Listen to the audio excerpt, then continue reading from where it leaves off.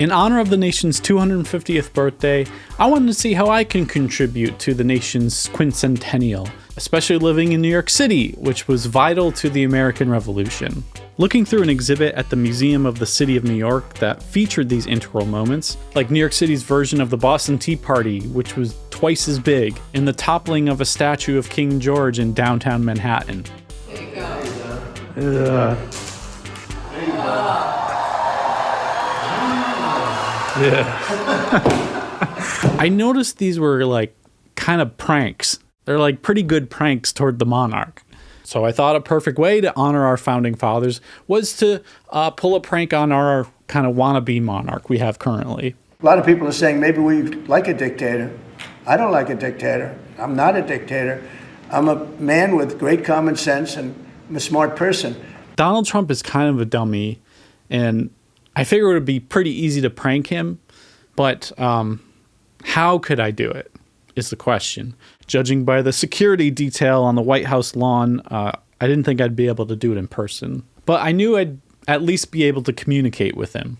Though this is the most online president in American history, from my experience, the best luck I've had communicating with a president has been by mail. In 2001, after 9/11, for some reason I decided to write a letter to President George W. Bush and express my sympathies for the people who had lost their lives or loved ones. I don't know why I decided to tell the president that. But to my surprise, not much longer, in 2002, I received this letter back from the White House. And it was signed by President Bush saying, "Thank you for writing and sharing your thoughts and feelings with me about the tragic events of September 11th, 2001. I was deeply touched by your concern for those who lost their lives or were injured, and for their families and friends.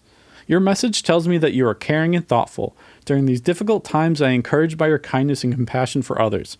Mrs. Bush joins me in sending our warm wishes to you. God bless you. Sincerely, George W. Bush." I don't know if it was actually signed by him or not, but it could have been. So I did get a response from the president. I did communicate with him. So I thought my best bet was to send Donald Trump a prank letter. Here was my idea.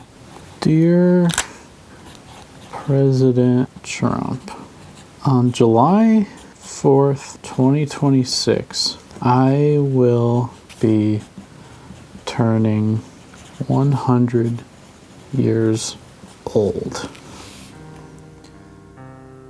That's right, I was born in 1926. This also coincides with America's 250th birthday. I wish I could live to 250, though I know you will. If it's not too much trouble, can you send me a birthday card for my 100th birthday? Thanks for your attention. Please help lower gas prices. Yours truly, Andrew Marino, who will be 99 and will be turning 100 on July 4th, 2026.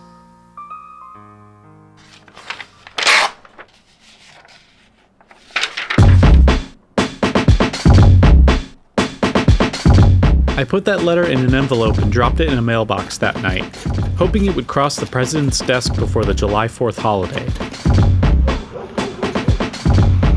Not even a month later, something arrived in my mailbox. Okay, well, I just got a letter in the mail here, addressed to me from the White House, so I'm going to open it up now. I don't have a letter opener.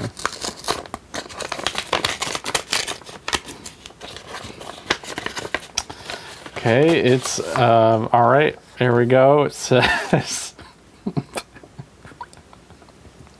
President Donald J. Trump and First Lady Melania Trump, happy 100th birthday. We hope you and your loved ones have a wonderful celebration. As we celebrate 250 glorious years of American independence, your American century is a proud part of our nation's remarkable story. We know your heart is filled with joy, having experienced our country's greatest blessings, including faith, freedom, and the love of your family and many friends.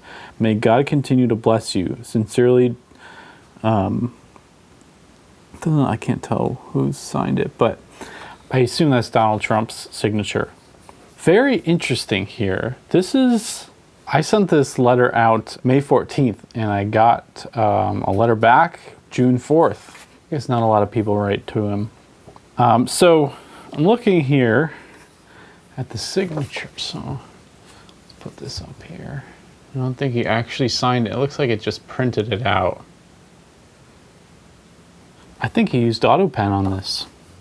You have criticized President Biden for using AutoPen in the last few days. Have you yourself ever used AutoPen, sir? Yeah, only for very unimportant papers. And I don't call them unimportant. If you do letters where people write in and, they'd love to have a response, and we'll write responses, and I'll sign them whenever I can. But when I can't, I, would use an AutoPen.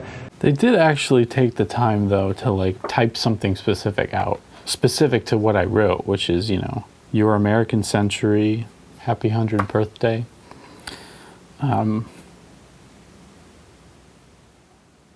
So Donald Trump thinks I'm 100 years old. Congrats, Mr. President. You just got pranked. 100, huh? Looks better than I do. 100, that's great. What's your name?